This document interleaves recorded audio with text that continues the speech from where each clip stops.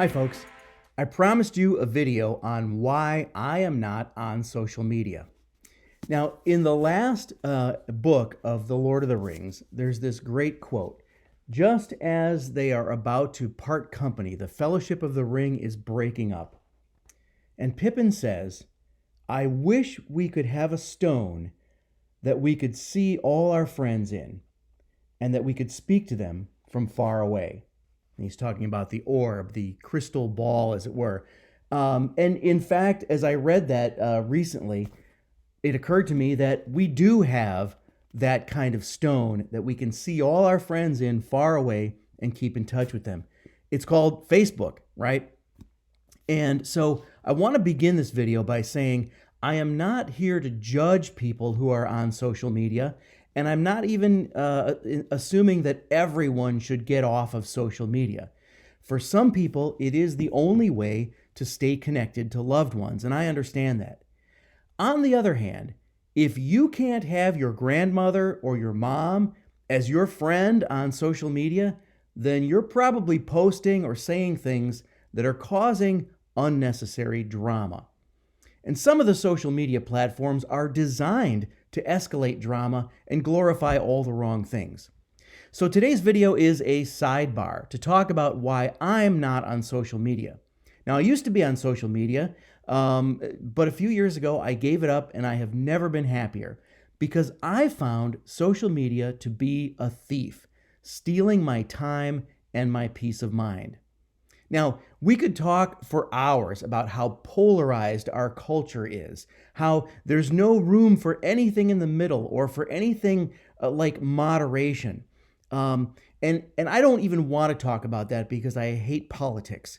But I think that part of what's behind that polarization is that a lot of people confuse drama for entertainment. Many people are so afraid of boredom that they actually create conflict thinking that it's a form of entertainment. The problem with that is that controversy steals your peace of mind and your joy of life. It makes you feel bad and angry, and it can cause depression, and I'll come back to that in a minute. So, you want peace? You want peace of mind? Listen to what St. Paul says, and I'm going to throw a couple verses at you here. I'm paraphrasing a little bit, but you can look them up for yourself. He says, aspire to a tranquil life, to mind your own affairs. 1 Thessalonians 4. If you go on biting and devouring one another, beware that you are not consumed. Galatians 5. Do not cause divisions or get caught up in gossip, controversy, or empty arguments, or associate with people who do. Ephesians 4 and 5. Do not have a morbid disposition for arguments and verbal disputes. This causes envy, rivalry, insults, evil suspicions, and mutual friction. 1 Timothy 6. Stop disputing about words.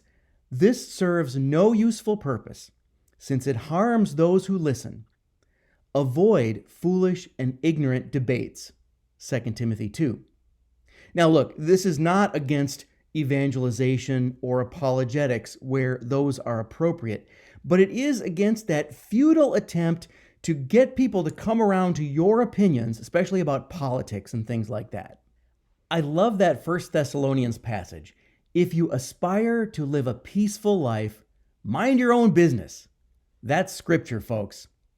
Now, don't get me wrong, there are some good things about the internet, or as I like to call it, Skynet. But sometimes I wonder about the balance of good versus evil on Skynet. It seems to be a necessary evil at times. But there's one thing I do know, and that is this. There are serious negative consequences for spending too much time on Skynet and on social media. So I'm just going to throw a few at you. This is not an exhaustive list. These are just things that I think are true. The list could probably be a lot longer. But spending too much time on the internet makes you impatient. You feel like everything should be instantaneous. And so, you've heard about the whole short attention span, but you know that I look at the analytics on my videos. Most people don't even watch the whole video. Most of my videos aren't more than 15 minutes, and most people don't even sit through the whole thing. Spending a lot of time on the internet makes you intolerant of silence, when in fact we need silence. I used to be on the radio back in the day, and we were so silence averse, right? We called it dead air. You don't want dead air because someone will turn the channel. But it's not dead air. Silence is living air because your mind needs the space to breathe. And, this intolerance of silence also causes that fear of boredom because people can't think deep thoughts, or they're not used to it, so they don't think they can, let alone entertain themselves without technology. Spending too much time on the internet makes you addicted to personalization, choosing every detail, and it makes you complain about every detail if you don't get your way. And I find myself even slipping down that slippery slope because we're so used to the instantaneous nature of technology that we lose all patience. And I think it's fair to say that spending a lot of time with media makes you desensitized to disturbing or graphic images or scenarios. And, the whole marketing agenda promotes an extreme consumerism that values all the wrong things. And I think that a lot of our social media has just bought right into this. Spending too much time with technology makes you used to the idea of interfacing with reality in a way that is disembodied or intellectual only.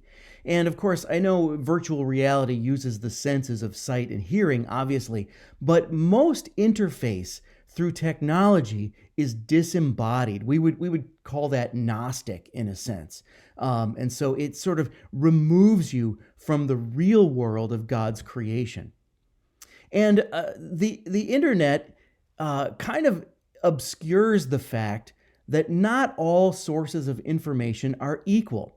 It's been called the democratization of information, as if that's a good thing, but it's not, because there are no filters, and any idiot can have a website and say just about anything. As I always tell my students, Google is not research, right? Because if you type, tell me about the Trinity into Google, who knows what you're going to get. And finally, I think spending too much time on Skynet encourages multitasking.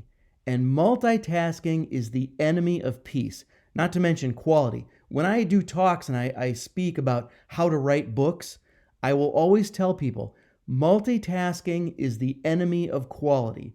If you want to finish a project and make it a quality project, put aside everything else and work on just that. The problem is we are so used to multitasking now that we almost can't not do it. And, see if this rings true for you. Do you always have to have music in the background? Do you always have to have a video playing while you're doing something else? That's not good. The point of all this is that being online should be treated as a convenience that shortens your work and gives you more free time, not as something that fills up your free time.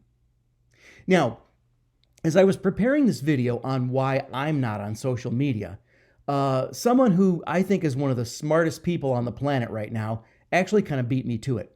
Bishop Robert Barron has a video that he did on social media and depression, and I highly encourage you to watch that. I'm going to put the link in the description, so take a look at that. So I just want to mention 2 Corinthians chapter 4, right? Here Paul says, "The God of this age has blinded the minds of unbelievers so that they might not see the light of the gospel."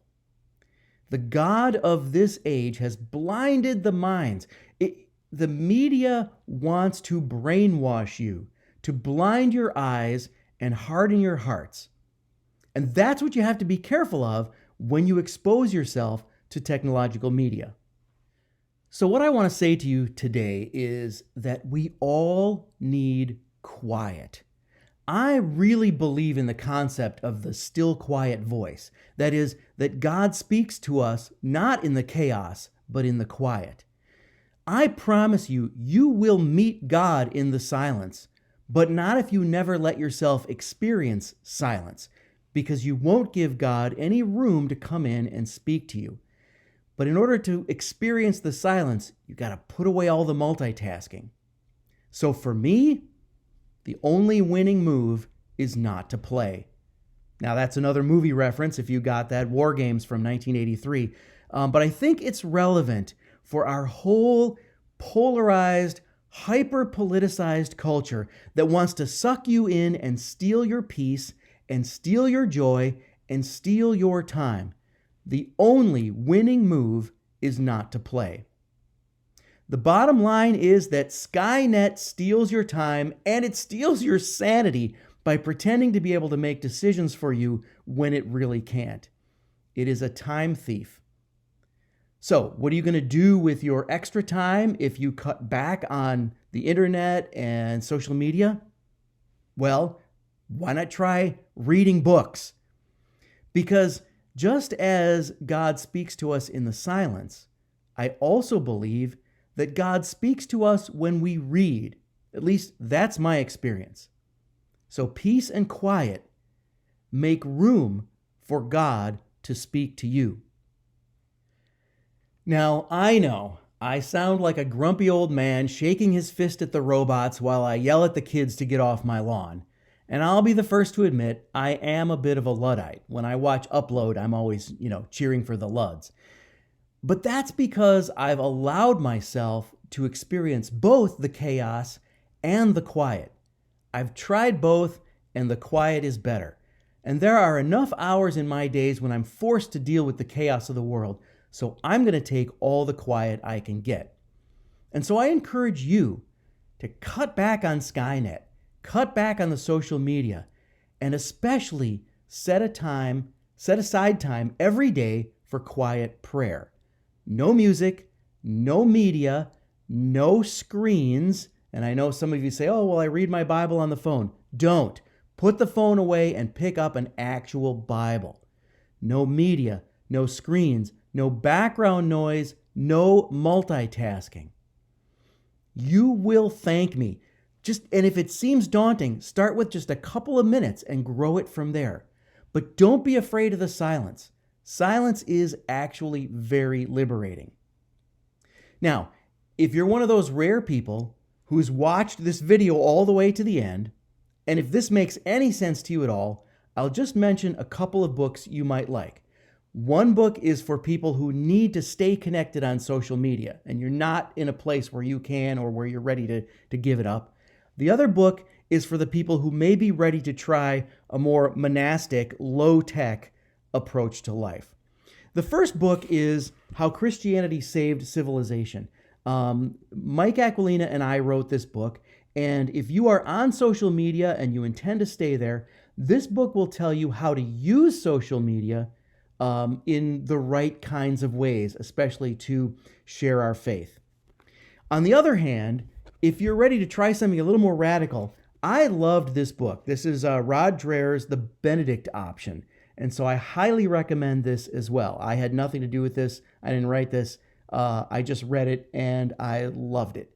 So depending on where you're at in your journey, try The Benedict Option or try How Christianity Saved Civilization and Must Do So Again. So again, if you've stuck with this to the end of this video, thank you so much. There is hope for you, and I will see you next time. Cheers. Hey, thanks for watching this video all the way to the end. I really appreciate that. Please share this video with your friends, and please join me in the Original Church community on locals.com. Don't forget that if you join the Original Church community on locals.com, you can join me each week for a live, in-depth, chronological Bible study. It's live streamed every Saturday, but you can watch it later if you're not available. So join me for that, and I'll see you there. I hope to see you there. I hope to see you there, and I'll see you there.